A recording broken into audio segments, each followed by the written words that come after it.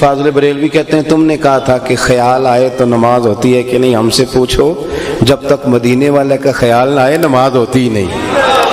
हमसे पूछो जब तक उनका ख्याल ना आए नमाज होती नहीं। मुझे क्या गरज थी क़याम की, मुझे क्या खबर थी सुजूद से, वो तो तेरे नक्शे पा की तलाश थी। जो झुका रहा मैं नमाज में। और फिर शायद इकबाल ने भी फाज़िल बरेलवी से ये नजरिया लिया और इकबाल भी बोल के कहने लगे आज़ाद वज़्ल से तेरे इश्क का तराना बनी, और नमाज तो उसके नज़ारे का एक बहाना बनी।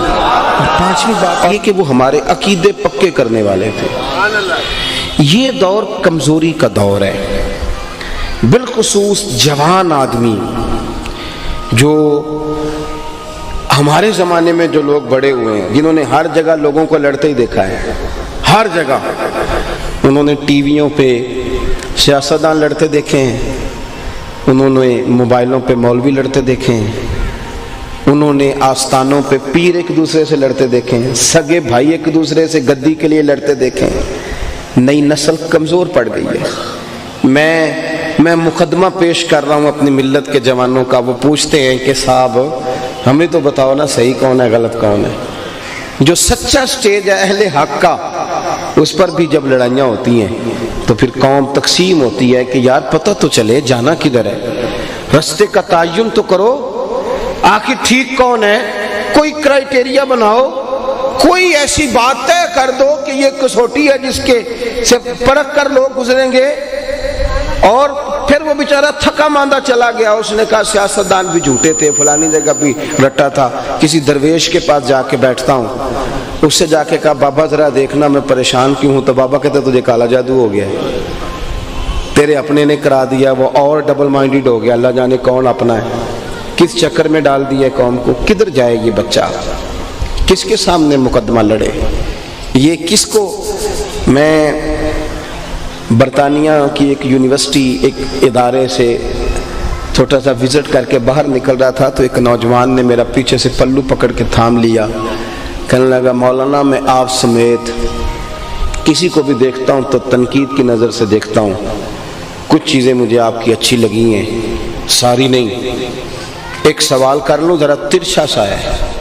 मैंने कहा पूछो। कहने लगा ये बताओ कि मौलवी कब तक तय कर लेंगे कि सही क्या है।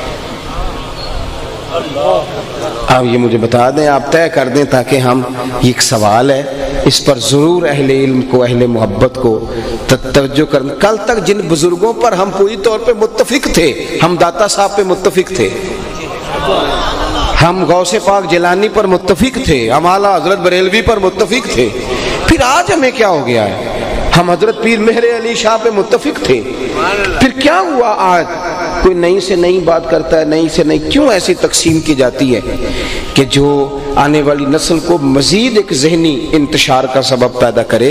अपने हमारे बुजुर्गों ने हमें पक्के अकीदे, पक्के आला हजरत के ज़माने में लोगों ने कहना शुरू कर दिया था कि पता नहीं हुजूर को इल्म कितना है, पता नहीं हुजूर अपनी कब्र में माज़ अल्लाह हयात हैं कि नहीं, हुजूर का ख्याल आए तो पता नहीं नमाज होती है कि नहीं। तो फाज़िल बरेलवी ने पक्के अकीदे दिए।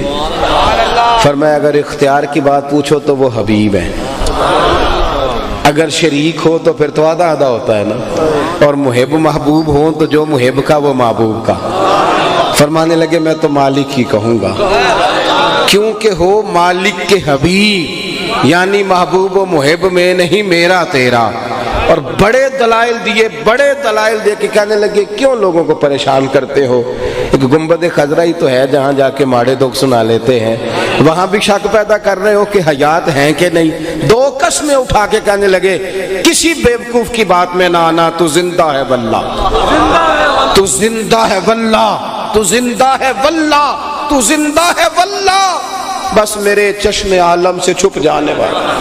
और फिर कहने लगे लबवा है, आंखें बंद हैं, फैली हैं झोलियां, कितनी मजे की भीख तेरे पाक दर की है। लबवा है, आंखें बंद हैं, फैली हैं झोलियां।